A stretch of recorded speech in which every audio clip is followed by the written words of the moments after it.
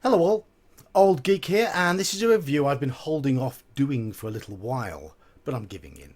Today I'm taking a look at the scenario The Blood Red Fez from Call of Cthulhu's epic horror on the Orient Express campaign. The main campaign was first released back in 1991, but The Blood Red Fez is a supplemental scenario, and I believe it first appeared in the revised campaign box set, which I think was kickstarted around 2014. This box set was then converted into a set of 2 hardback books and released in 2020. And this is the version that I have. Those are my books there. Okay, before I focus on the one specific scenario, I do need to forewarn you that I cannot be 100% objective here. Sorry. My favourite Call of Cthulhu era is the 1890s. Cthulhu by Gaslight. I think it works perfectly. I love the old Murder on the Orient Express film with Albert Finney as Hercule Poirot. I'm a sucker for an Agatha Christie mystery. And I'm also a bit of a steam train nerd. So yes, I'm going to be biased. I can't help it.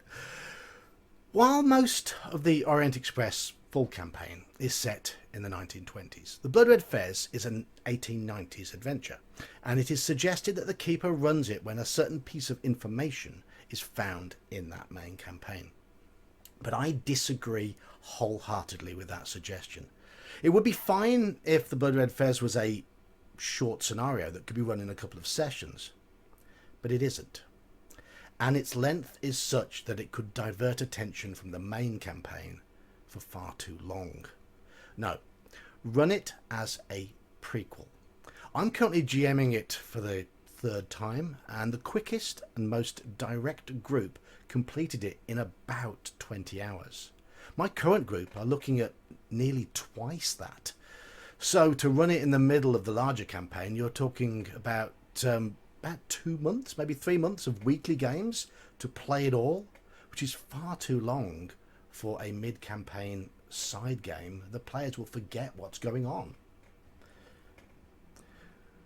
The Blood Red Fez takes up 48 pages of the 780 odd pages in my hardback reissue.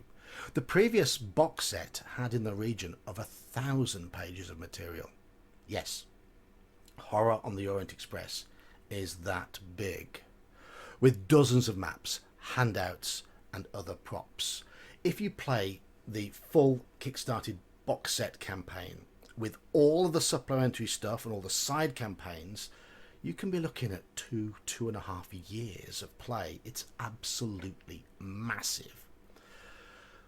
But as is typical of Chaosium adventures, the layout of the whole thing is rather illogical, and in a 48-page scenario such as the Blood Red Fez, it can take a bit of digesting, because there are handouts and background information all liberally scattered throughout the text.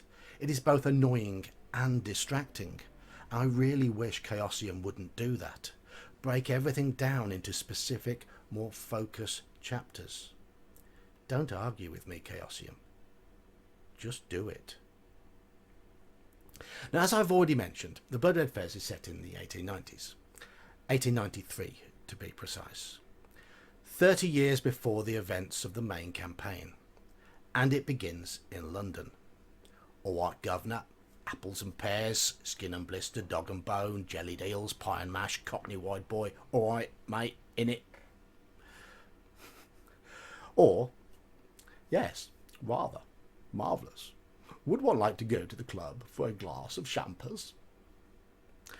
And the characters then travel to link up with the Orient Express, boarding it at Chalon-sur-Marne in France, and staying with it until Constantinople. En route, they travel through France, Germany, Austria, various Balkan states, and into the Ottoman Empire. So, get your array of European and Middle Eastern accents at the ready. Ja, das ist gut. Mein Gott, sehr gut. Ich liebe Wiener Schnitzel, ja.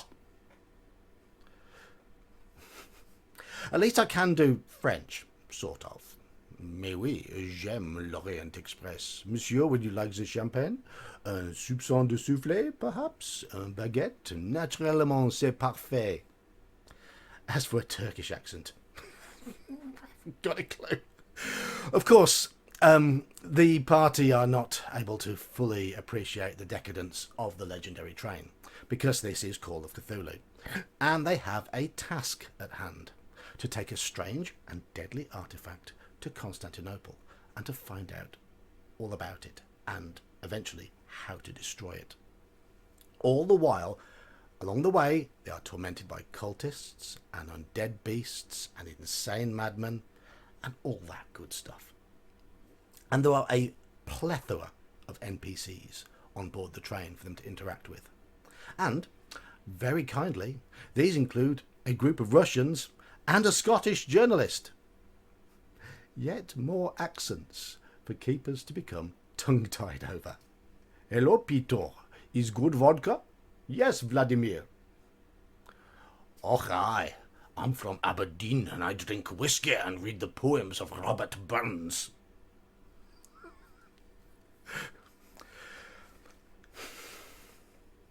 At 48 pages, this is a meaty scenario, especially as there are so many NPCs to engage with, to argue with, to distract the players.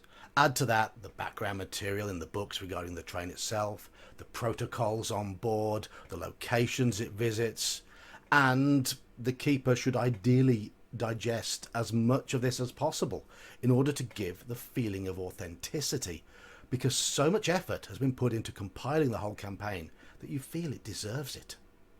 Right, let's get this pun out of the way. You're on a train. It's a bit of a railroad. I had to say it. The journey is linear, and the schedule of events that are intended to take place are frequently tied into various points of the journey. Now, in practice, it can be quite difficult to stick to that. But so long as the general framework of the adventure remains in place, the keeper can rearrange some of these incidents without too much worry. But not all of them. The adventure does feel a little cramped and claustrophobic at times, but that is fitting, as that rubs off on the players. Their characters are literally trapped on a fast-moving train, with potentially all manner of cosmic horror erupting around them, and they need to try and make sense of it all, while simultaneously avoiding whatever and whoever may be trying to kill them.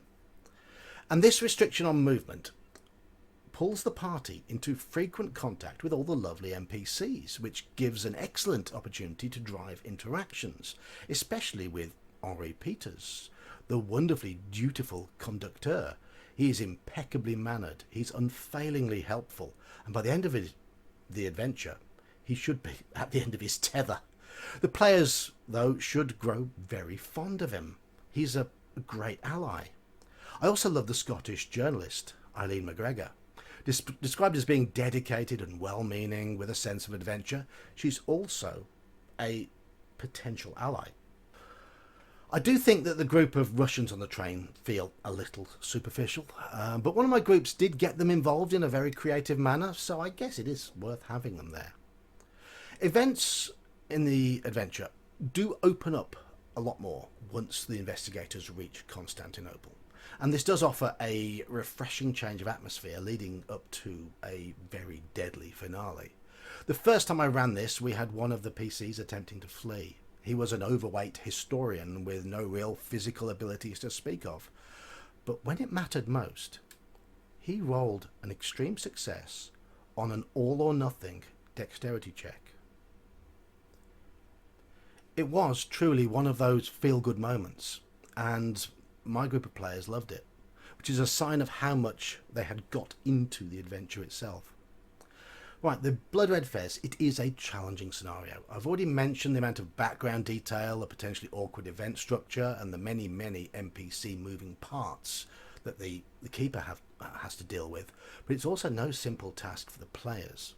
They need to buy into it. They need to be patient, and they need to be respectful of their enemies, or have significant luck with the dice if they go a little bit gung-ho. While it is not overly punishing in terms of sanity, There are many opportunities for lethal close quarters scrapping during the train journey, and Constantinople is likely to claim a life or two if they're not very, very careful or creative. Thus it suits a mature and attentive group who enjoy observing, conversing, strategizing and arranging contingency plans. It can feel a little bit slow and ponderous at times, but I don't mind that, because I enjoy kicking back and listening to my players discuss things. In fact, I see that as an ideal state in terms of GMing, because it means that the group are invested in the adventure, in the scenario, in the setting. For my taste, it gets the balance between investigation, contemplation, interaction and action just about right. And the action, when it happens, can get very, very frenetic. And of course, Henri will always be there to clean up afterwards. Please, please, no more fighting on my train. Another night without sleep. Oh no, another night Henri must be cleaning up the blood. I am so looking forward to getting back home. And these bodies, please, please, please. I will turn a blind eye to you throwing them off the train again. As long as the train is doing at least 50 miles per hour and it is at night. Do we understand? Despite its flaws and overall linearity, the sheer wealth of info, the detail, the array of interesting individuals and events make this an extremely satisfying jaunt, albeit a very challenging one to run. I'm going to give the Blood Red Fez 7.5 out of 10, because things don't tend to play out quite as the text seems to expect, and very little help is given regarding if, when, the party veer off the expected tracks. Sorry. Players, if your keeper is kind enough to run you through this scenario, please go along with the expected narrative, at least somewhat. I implore you. Your characters are the ones who are meant to be driven insane, not your poor keeper. It's a huge adventure to prep for. It's challenging to run, so please respect that effort and don't try to derail it. Sorry, can't resist. And if any of my current group are watching this, yes, this last point is directed at you. You know who you are. Anyway, I've been the Old Geek. I hope you enjoyed this review, and thanks for watching. Please, if you've enjoyed it, click like, click subscribe, click the notification, join us on Discord. That's where we are currently playing this adventure. See ya. Das ist gut, ja. Das ist gut, ja. Ja. I can't do German. Hello, Peter. Is good vodka, no? Yes?